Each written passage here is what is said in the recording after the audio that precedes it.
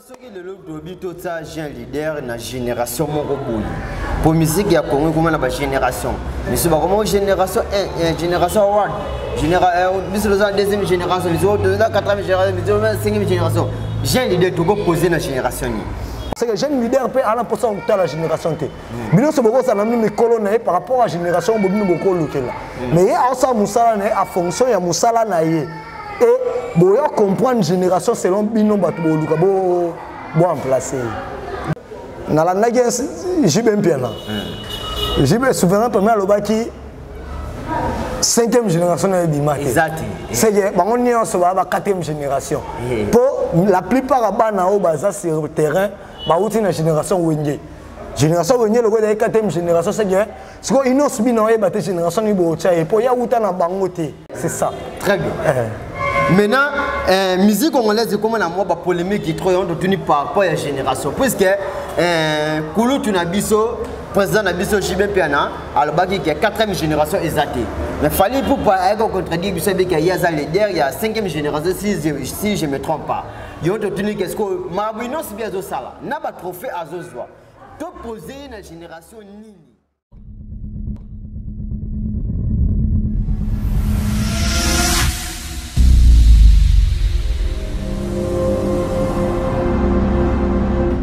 Sur votre émission Tolobela présentée par moi, votre M, la serviteur Miliki de la presse congolaise, autorité morale de tous les chroniqueurs de PS243, descendant Falebe de Zakari Bababa Soui. Merci d'avoir disponible sur une occasion au côté de Sabi sur Banda sans permission à travers votre émission Tolobela présentée par moi, votre M, la serviteur Nandila site au JKTV News. Donc, abonnez-vous massivement ici, c'est une information polémique qui est là-bas, voisin, information telle abisso, pour bisonder de Zakana charge information. Très cher abonné. Émission spéciale pour les jeunes leaders Inonsibi. Abisso de Bera Masola les jeunes leaders Inonsibi. Naba Evre Naye Azo Sala Wazo Matissa grandeur Yamboka Nabiso Azo Matissa drapeau ya Papa Lutumba, drapeau ya Kofi Olomide, drapeau ya Werason, drapeau ya Jibé Piana, drapeau ya Félix Iwazé quoi. Donc Abisso de Bera spécial Inonsibi Oyo. Alors c'est que c'est la makambo mineni Otozomona. Très cher abonné de notre plateau, je suis pas seul, je suis avec la bouche autorisée de Inonsibi Yul Mavoul avec lui pour décortiquer Mambouze Belé. Donc il y a un début de faire battre le bagage de Babette à finalement il faut abattre la biso. Montréal et ceux de Zamonoramongo font les biso déjà plateau pour tu as déjà invité Nabiso Yul Mavoul à qui j'ai dit bonjour mon frère. Bonjour, Miliki de la presse. Miliki de la presse congolaise. Bonne santé papa. Ah, Pepele. Pepele pena normal, il y a normal pena dega ozomon. Boni basango ya légende leader. Nasi news makeli ya news to TV zalaka balobela moto te. Oui to kolobela ma bino omona. O izoleka bino omona. Na bike na au cours ya émission to yeba ndenge to kolobela. Pourquoi ça la choix ya Inonsibi? Bon, choix est la rame de cœur. Et deuxièmement, choix est la par rapport à Yaba fait. Il y a des choses qui mais sauf que il y a salandé et la génération pour avant hier c'est différent par rapport à une place à outils dans sala. Alors là, c'est que aboutement leader, un jour à Koufara leader. Mais il rappelle le lot qui est ce qui vous a bino batigre bon argue ba de monsieur ben site na baron que non c'est bien za congolais za rwandais comme il a bino na matoi quand même. Il non c'est bien za mona goma ba pays frontalier na bande ko so Rwanda. Bon, trop dire, il y a qui le pèse à Ramoto, la langue joue et pèse à Ramoto. Qui le pèse à Ramoto, la langue joue et pèse à Ramoto, qui le pèse à Ramoto, et surtout, il y a un monique étoile, Mozo Boulé Katinayo, qui le bande pèse à Makambo et pèse à vraiment, Bissolanda Wanate, Bissolanda est vrai à Moto. Chabani peut habiter à Borwanat. Chabani non, à l'époque, il habite na Monaco. Babeta yake mona ya ba mboka mobo ya ba Uganda so ya Burundi Mais sauf que le pays frontalier Nabiso, c'est tout à fait normal.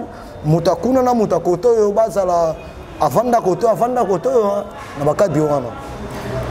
Ça te fait comment on a les gens leader a joué trophée où il a mérité un débat grand pays à Congo, débat grand Afrique. PC trophée où il y a des meilleurs artistes musiciens d'Afrique centrale. Vous les Tigres, les Molodoy et ça les binondengeni. Bon, première des choses, félicitations à un jeune leader. Et deuxième des choses, ils ont fruit à service. Moi, je suis gagné là, on peut trotté. Très bien. Pour ils ont so yebi au sala. Mérite et à la tant bana ba dans la classe. Moi na tangane bien. Alors on a posé que babé na moi ni mo boite que babé ni les premiers. Pour les premiers à fruit et loko ya a mérité au babé siété. C'est que jeune leader a bêta qui biloko na e ezalaki na écran, ezalaki na monde des médias et les lots tout le monde a résultat nango ndé mon na ba mérite. Sauf que y a sala qui déjà musala o esengaki sala. Musala wana sila ki ezo ki tana ngo ya osila et les lots ba mérite 42 ezo ya et puis ezaka wana te. Et banu ya ka sego ya po asala musala na e na ndengo yo yebi. Taka yo somusongi le presse mais oyebi o jeune leader asala na ebité soki ezaki na bato ba se fantaka to na bato baloba ki tronga banga baloba liso ebele mais au moins moi silence au jeune leader asala ngo ana moi posa ya ko moderniser mon monde ngo ndenge ezalaka mon ngo fallait pas ka bâti la ngo makele mais fallait nde musala na yo et ça makele na place na yo nde soko to meka ko lobela sérieux quoi ya zate mais to meka ko lobela sérieux po na oyo ba mérite yi yango wana. Maintenant ce qui le lot d'obito ça jeune leader na génération moko boyi pour musique ya Congo comment na ba génération mais c'est pas comment génération génération award bis la deuxième génération bis la quatrième génération bis la cinquième génération jeune leader to go poser na génération ni papa mambo azo sala yo na mbo bon ko poser mutu na génération et ça la vraiment non Europe ça génération ni to rocha Messi génération Messi na ebité nga question za ndé yangai té question ça yo oui mais sauf que nga pas fana ça loba na zone situation est-ce que Europe ça génération ba rocha Messi yo za na droit retourner nga mon question té nga ndé na za droit retourner question bon celui na za bongo ça que ba rappeler banani bazala avant Messi. Mais le Messi a eu 7 ballons d'or na place où ba rappeler ba Zouate, ba Maradona ba Zouate. Très bien. Ba Michel Platini ba Zouate, ba Zidane ba Zouate. C'est que 7e ballon d'or na yé et prouver que azana kaka po na génération té mais azapo azobeta ne balle na yezo laksa génération na. C'est que jeune leader peut aller pour ça la génération té. Bino se boko ça na mi colonne par rapport à génération bobino boko lukela. Mais ya asa musala na a fonction ya musala na yé. Et boya comprendre génération selon bino bato boluka bo en placer. D'après na yo jeune leader azana génération té dans ma kambunda zo sala mo za sa génération na. Bah bino bo ça soit ça bien que papa Wemba boloba ki l'équipe azana génération ko le papa Wemba. Soit ça li pe moins que papa Wemba boloba ki azana génération moins que papa Wemba.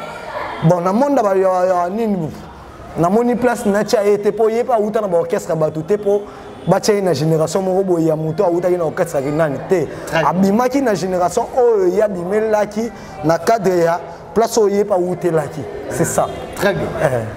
Maintenant musique congolaise comment na moi ba polémique qui trop on tenu par rapport à la génération puisque Kulu Tunabiso président Nabiso Jibé Piana alobaki qui est 4e génération exactée mais fallait pour pas contredire que c'est qu'il y a ça leader il y a 5e génération si je me trompe pas ils ont tenu qu'est-ce que Mabino c'est bien zo sala na ba trophée azozwa to poser na génération nini bon ana ba bilo muso tangelinga et par rapport à génération par rapport à ni na la ndage Jibé Piana Jibé souverain premier alobaki 5e génération de Bimake. Exact. C'est que on est en 4e génération. Pour la plupart des gens sur le terrain, bah outil la génération Wenge. génération venir le gars quatrième génération c'est que ce qu'on innonce bien on est battu génération ni bocha et pour y a outa na bangote a outa na naku a une compétition mo gagner compétition pour aller kai battu nyonso na oyemba na kata compétition wana asala makambo yo na lo bata génération ni ngo pesa kiriku pour que nous gagner à que nous ko délivrer Karaba hein innonce bien ça le roi kiriku oh azangi génération ba papa na ye ba kufa pa Karaba banani ba kufa pa Karaba mais yeye a délivré Karaba hein sans génération pour auta na banda kuna bangote abeta no keseni no kesa mutu mote mutu obeta teke no ngala uta pa mutu nani muta façonna nga pona koma nani ote ya beta compétition des ara équipe nationale et beta CHAN équipe nationale et beta CAN équipe nationale et beta mondial hein Barcelone to Real et beta Ligue des champions veut dire que ezana makasi na yango et yende ko beta compétition pour l'axa que yé aza makasi et alonga ti lelo alaxa que azaka molongi pour préféré lelo a Vodacom té lelo ça au ba auto personne aux États-Unis c'est que États-Unis ça Vodacom té c'est que azo l'axa que na yaki ko jouer liboso na États-Unis na Vodacom pour na zaki grand mais lobby na komi ko zoa pour Vodacom et ko ça qui té pour élimisanga grand yango wana kaka nde innonce bien sali na kati wana. Très chers abonnés, je vous rappelle que dans notre plateau, je suis avec la bouche autorisée de Innonce B. On a profité de ça. Moi, je suis dans l'infinitif et Gilles Vassimba célèbre, lui c'est Star Angeli. Un grand merci à celui qu'on appelle l'international de Giannis, c'est moi, mais lui c'est mon préféré. Un grand merci aussi à Hervé Kabel, à Bilamba et Belé Fizaba Joka. Donc mon frère, merci pour tout, merci pour les soutiens. Donc il y a Lingio Ming et grâce à Onaza. Un grand merci aussi à ma sœur chérie Gisèle Moupeng, docteur. On a docteur Nabiso Moro, merci pour tout. Un grand merci aussi à ma maman chérie Dorothée Kabouya. Alors mon frère, tout le monde est là, l'actualité nous oblige. Faire rigolo. Tout le monde est dans la conférence de presse à Paris, faire rigolo à l'obik. Dans Mboka Oyo, ceux qui 5 musiciens, ils ont yemba. Le coup la yeye orzala kimia. Attaque analyser, attaque autorité, la bouche autorisée de Innonce B. Est-ce que dans beaucoup de autres 5 musiciens qui ont baby ko yemba ko les ka faire rigolo ou bien basé égalité na faire rigolo. Bon. Là donc il y a une compétition tout le monde a battu mutamami chantaraye jamais mutumo vite na yedo mona match vite na imane beta mutumo biso ke vite to pour la maladie vert noir. Non. Ou bien biso ke non biso pas imana to pour la maladie vert blanc. Non. C'est que mutuno mutaya selon défi. Mais na kati na bango gagner ko la perdant ko ça.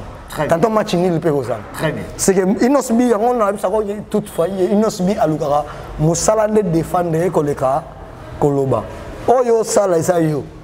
Mais oyo ezaka nini ya la public les mutalimeka peut couper ça solo résultat et alors après makambo tout ça là très bien soyez Innonce B lelo abimi meilleur artiste hein francophone na veut dire que tous allons sérieux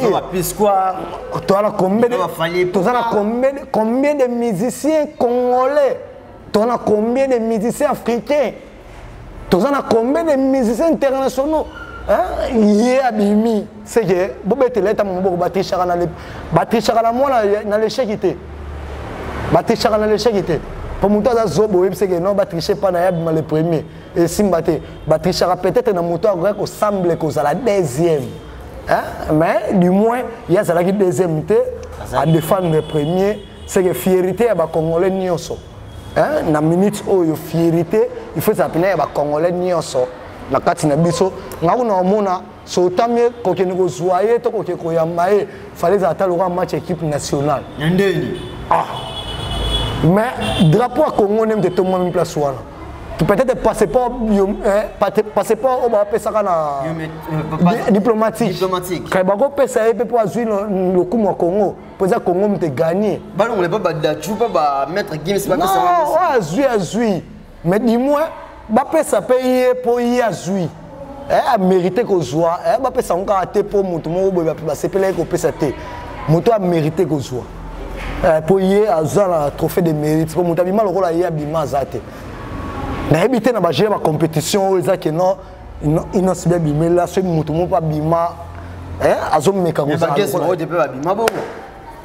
Gez Mawe te ba mera bandina ba inonce bi abimela. Équipe nationale autant Barça na Dering ba beta match même ata pour na public so ba na Paris foot to ngenge to na winner na ebite soki côté au salaire comme nani Barça nani Dering fonga na ebiso ke nani Barça c'est Barça pose la Barça faut mettre le sous-bateau information que nga Barça mais si de vous-même dis-moi que nani Barça nani Dering est-ce que na yo sa polémique avec ba combat batuté mais dis-moi Dering yemo akomiye batenga na Dering Barça akomiye batenga na Barça merci Gez Mawe te Dering Gez Mawe te Barça inonce bi Dering pour polémique yana to tsigango mudia mudia des places bon yana velo musu ba doit lobara tant yo lo bien ba musu ba comprendre ka yo aliboma sans pour autant yo lo ngola bilamba na TV mais ba to monika yo aliboma na ba 4 mois bon oh ndeni papa équipe moi zo Ligue des champions il y a niveau européen ou yo sala ngosko ke neska équipe à Congo parce que équipe moi ya Congo aux Zouango qui comme son équipe européenne ou bien équipe moins internationale aux gens ba fan belé respect net l'équipe roi à Barcelone ou comme son Dering même fan à Dering yemo so betina Barcelone tout le monde qui na kata nani on ta vert blanc tant match ne bandité mais ce match bandi pour que na aussi là na kata Varese na Varese à Barcelone et ko ça na kata on a que inosbi auto zo mérite mo ya munene surtout que ça na Congo te ils ont niveau États-Unis en tout cas on a évité ça na parler en Sundé.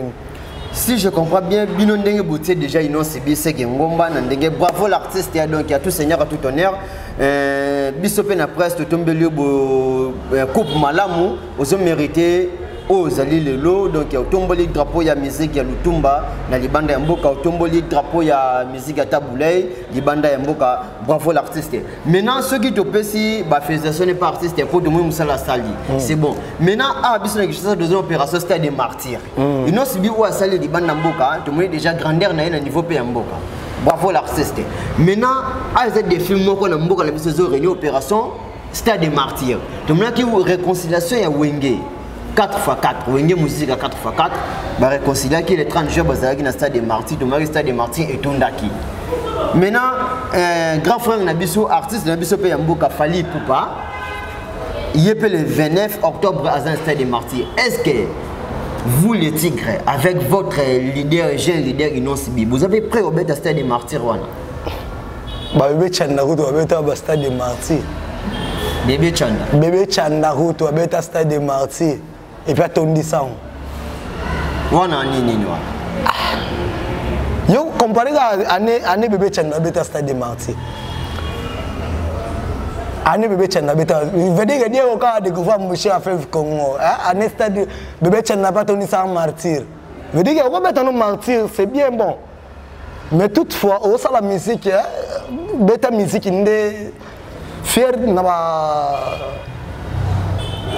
na wenye football soit na football na ba légendaire ceux qui na balle na musique ba légendaire il y a musique congolaise o ba musicien o ba renyaka lelo ba uta na orchestre na bango autrement que jeune leader a uta na orchestre na bango te mais du moins ba uta na orchestre na bango lelo ba bimisa bango ba comment ba leader c'est grâce à polémique ya Jibena Wera.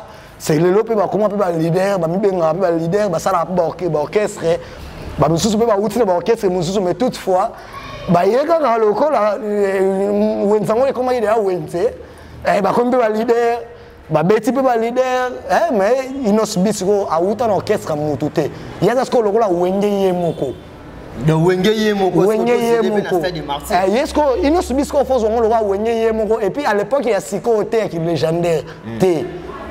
Très bien. Il y a des légendaires au Roi Pelé pour Azano en Vina à Koufite, aussi Roi Pelé, aussi Zidane, aussi Ronaldo, aussi Nani, au Sangisi, Biscotti Mbala, na Congo, aussi Roum, Tika Tika Bale, au Sangisi Bango, et Trésor pour tout.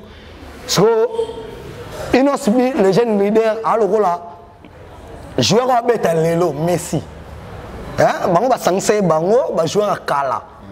Inos biazasko sko bango na ye bazalo wa neti na ligne moko to wenye uta dalenea inos bia uta dalenea mais bango ni so tangi wana mususu ba uta na ba orchestre bon yom to tanga ba kombo na bango te bon yom to tanga ba utana ba orchestre batu c'est que ça na mutu mo ba sala ki pour azala yé o to mo na TV très bien c'est que pour azala yé to pe saka nesko merci mingi na ba oyo ba sala bango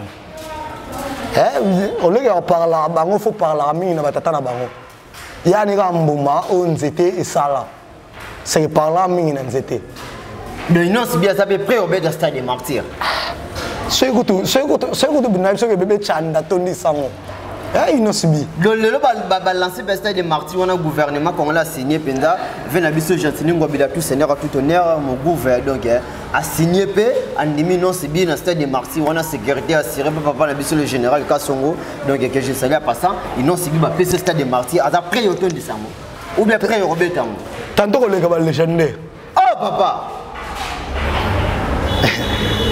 ce que va mériter que tu vas en dire devant ma peace quiet sans pour autant citer d'autres noms devant ma peace quiet sans citer d'autres noms quoi va falloir pour bazala qui wana ngana yebite o matali kolo mati so ke nene mati ko kita po tigre le tigre ba lobi ke abi misa ba griffe pour ko buka na te okoya Marty combien de personnes 80 000 Innocibisi on a 80 000. Innocibisi on a 40 000. So boye 40 000 et boye mamukié. 6 fois, 10 fois plus que bébé Chanda.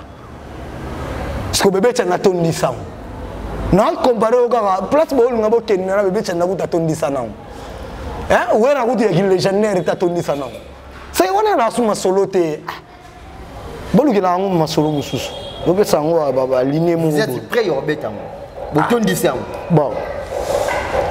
Non, lancé direct message par mon continent biso ya ville les provinces ya Kinshasa ACP tout petit basale belé gouverneur Chantiningo Bilambaka avec mon continent pinga o batela biso ba civil to biso ba civil moto a semi la police congolaise le général Silvo Kasongo, Silvano Kasongo, veut dire que bopé sa chance wana na les tigres bon on va bêta on le dada on bêta on dada peut-être ba polémique ils ont créé wana et ça non côté pour Marty wana et l'autre côté message direct na ba continuer biso ya mboka mon konza mboko autorité morale ya biso tout ba congolais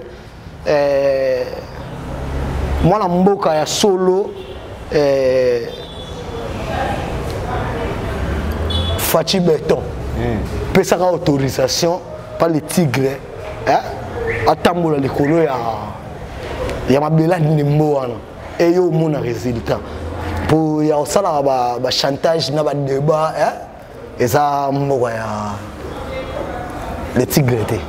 Musique congolaise ba le betamboula na polémique nango musique congolaise za ona o bayoka na raté ona o baza mémoral le soto bi ke tozwa concurrent ya inonsi bi na mboka na biso na niveau musique congolaise ezana Wenya Mbimba Wenya Mbimba pardon Wenya ya Mbimba concurrent musique ya musique Wenya peut-être na lo bango na langage mobo est trop vaste Wenya musique BCBG 4x4 bon chic 4x4 bon chic bon genre wana à l'époque ba beti ba mololo ba kiné bouger ba Pentagone bateau ba rosala ba concurrent direct ya les tigres bango ba concurrent les tigres Wenge direct ya les tigres ndenge nini papa bon pour bango ba bimi ndenge moko ba uti dans le nez ba bimi ndenge moko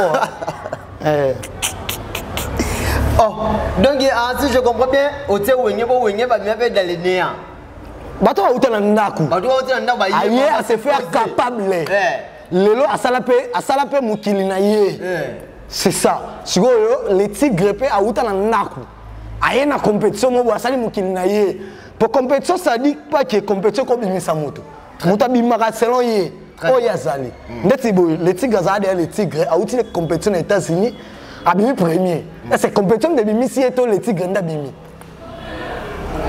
tigre ndabimi azalaka déjà hein tigre abimi te pour la compétition mais compétition ne bénéficie na kozwa talentier lokola yé ndenge moko ba Vodacom à l'époque ezwaka chance ya kozwa mutu lokola tigre na kati ya compétition na ye et a gagné yango pété et le lors laksa ke asala yango te ka pour la compétition entre autres bato musu basala yango pour la compétition le lo babunga mais ya sala yango te pour la compétition pour le lo azo tambola kaka likolo na bango pour asa tigre.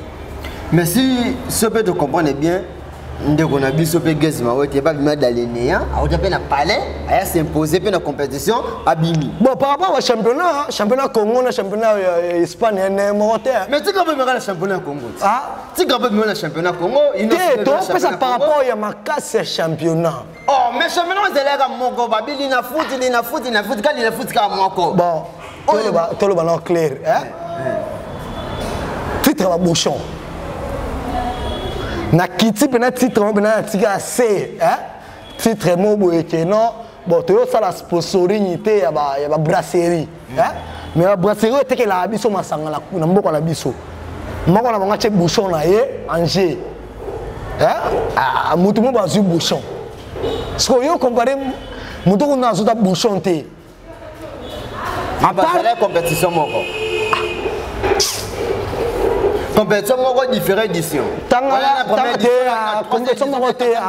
Compétition est si là. Voilà best of the best. Vous voyez ça là Guinée. Vodacom Superstar. C'est quoi première édition en haut, hein? Les Tigres Azoua yango comme état Superstar. Avant que bato musuba sutuka, que bako ça va Superstar. Hein? Et puis, on a démontré dans le monde aux États-Unis que c'est superstar. C'est superstar il y a Congo. Oui, bien en 2009. Chan, première édition. Chan, première édition. Léopard Abima champion. Mais il y a 9 équipes, si je ne me trompe pas. Mais la deuxième édition, l'équipe est comme Ebélé. Parce que tout le monde, la première édition, on a posé là qui 9 équipes, deuxième édition comme qui 11, troisième édition comme qui 15, quatrième édition comme qui 20. Mais nous c'est allé car édition moi comme na Coupe d'Afrique carrément quoi. Félicitations vers le par la biso hein. Toujours tout le monde qui quand il baigne. Hein, les bossos sont à Santos. Santos m'dasa. Siko net inos les tigres. Azwa on a tipo on a con. Hein, azwa on a con mais tout le monde a qui RDC ça qui manque, à la faiblesse, à la ça qui capacité n'est que tant que yeso comme yaba te belé. A yeso ozongo na ibenge. Na ibenge coaché. Hein? C'est que le tigre a continué à causer le titre après Wana. Wana est comme ça rapporte mon boy. Après Wana est comme ça gagner moto full gagner compétition Wana. Pour bima. Mais on a ce bail na compétition Wana. Il nous bien sur la semence quoi. Comment on soit mais sous na ba États-Unis. Papa, ko comparer moto international tena moto local. Tout ça canon na moi même ata yo moko même ata moto tanga na li solo l'air mo boso boko tuna ye boko interviewer mo na so soni ta ye biso ke non wana no niveau na ngate ye mo pe na moto ko li kamo ye biso ke wana niveau na ngate c'est que todo zara makamususu eza ba ke impolitesse ko tanga ba kombo na bango na place oyo obeta li solo les tigres faut tara minimum solo ya wenye 4x4 tout terrain. Et na place où tu as les tigres. Concurrent et non si bien pour na yo wingé 4x4. Bon, yem da ka ozo ba succès ya ba papa Wemba, ya ba Kofi Olomide, ya ba nani, wela wenyele ya 4x4. Bon ba na be wenyango sila mutayo zo titre ni na bango za ka les tigres, ne mutayo komola kasiko yo ba kamuna bango. À part ba misa abima pa batu, na beteli so misa abima pa batu te. Ngapena na beteli so la misa abima pa batu te. Pour fato yeba eto yeba ka ino no ke se mona musala mutu mo boy. Mais les tigres atikala za mo musala mutu mo te, azala mo musala tata bona ma bango ba eleva ke na ndako na bango, tindenge pe aye momo ko zala leader pour la génération nyonso. Bon, na évité ce go ça soundeni. Ndé mona ba jibi na ba wela. So au vandi boye le lobe attaque la bouche autorisée de Inon Sibi au monique na musique on des autres là malgré Inon Sibi azali. Mais na quoi mo boye pena et pena so tali bozo na gazo défendre la musique congolaise.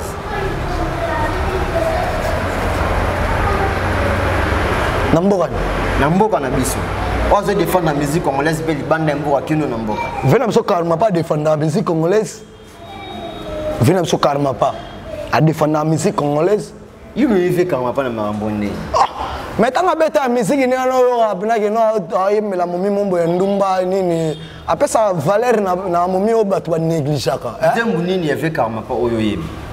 Na swana te mama na swana te aya aya aya. On essaie de faire la musique en boka. Maman, papa.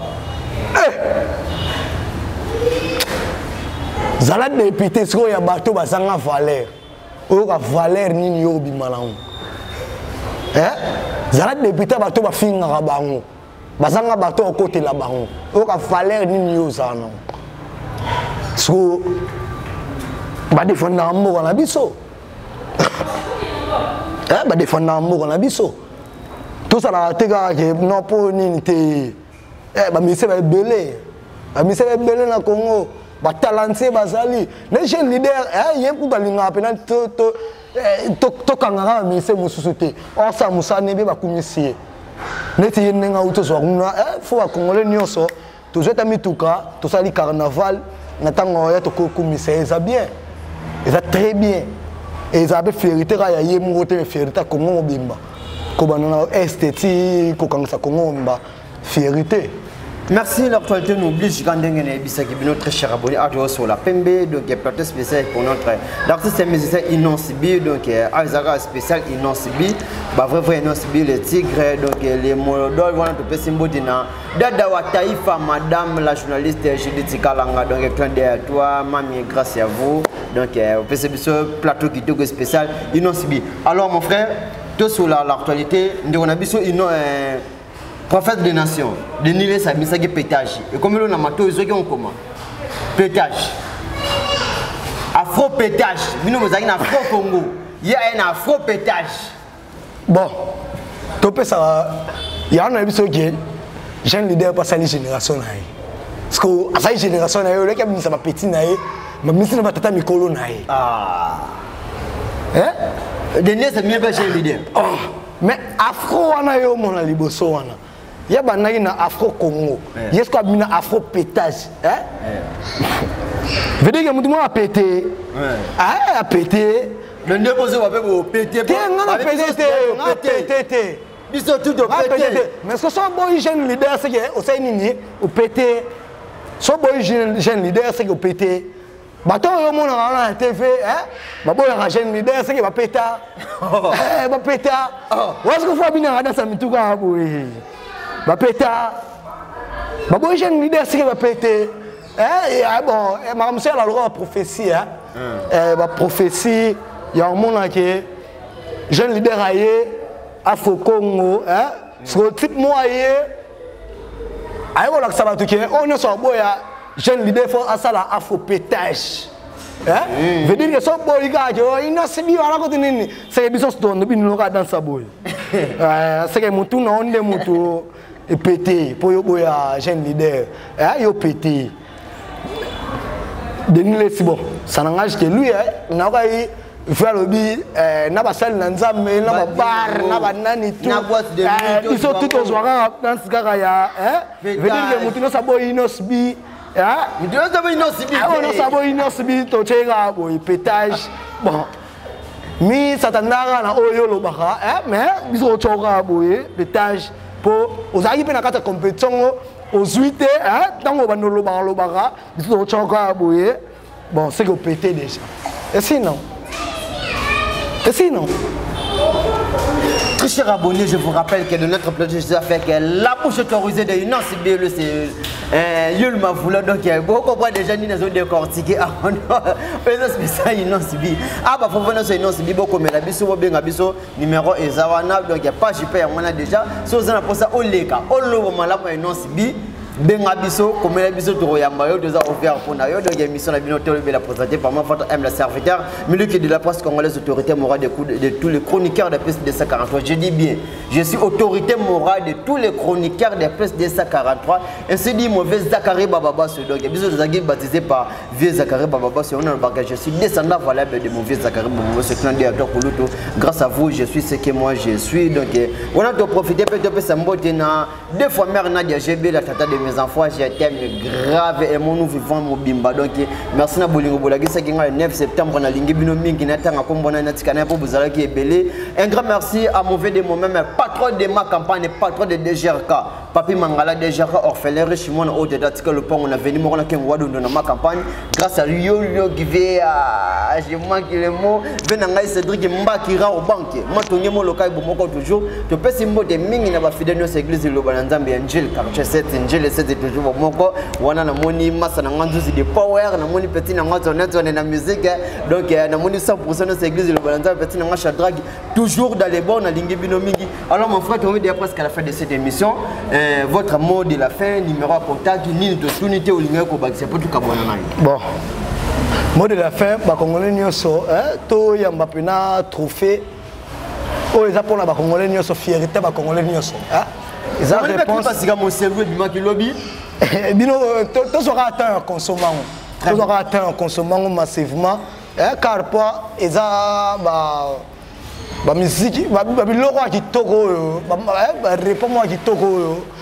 artiste qui pour nous laisser ba mélomane na et puis qu'on laisse peuple congolais ni surtout qu'on laisse monde entier à travers belle voix oyo nzamba pesa et à travers ma stratégie belé oyo nzamba pesa ye ya olakisaki aza star congolais oyo abima dans le néant abima pena po aza la star aza l'artiste confirmé oyo ye azolakisa biso et ya yebisaka bato ke l'artiste trophée wana ba congolais bazalaki alaki congolais moko te mais fierté nango ezalaki ba congolais fallait pour pas nataki koma moto te nga lobi ke azalaki ba congolais parmi ba congolais ye bazalaki congolais mais du moins a gagné titre tous en monté en malamu même depuis ya vita même depuis ni tokene Ligue des Champions tous 8 titres drapeau congolais et tout moment qui wana tous en nini ya fierté oyo yebisa bato ke biso ba congolais comme to gagner titre et deuxième des choses coup de chapeau na artiste car aux autres personnes il est kébélé tant non âge et puis pour nous aussi là na eza lelote azana na tembele ya aussi là base ele aussi là lelote ba aussi là liboso na e car baba non pe liboso na e ba aussi là liboso na e ya zo continuer kaka kozala tina kiboko kwa comme attend wendo bon na ebité on peut ça Congo ni sur les jeunes leaders qui aux États-Unis mon baeli Congo sur les jeunes leaders za la quitté mais c'est nous nga bando soutenir ma casse sur les jeunes leaders ça été avant les jeunes leaders ya na zakala wera c'est après nous na comprenait que jeunes leaders ya na les jeunes leaders les jeunes leaders ça bon peu wera pas en vie toujours en vie ça fait on va wera jeune leader ba longo muso pa yebe au soutenir bon faut ya ça comme makambu o yena salati ngeti nini on a jeune leader ça te mutana faut ya asala obi mayo moko faut que dans la mona mobo akoya maye moko yo ne bisago atutele gezi ba odipa bi maye moko pour nous autant que na mama loko na tant d'autres mama internationaux le papa bambote belé na babaka petit nanga star Angie 17 son petit nanga son star Angie 17 petit nanga shadow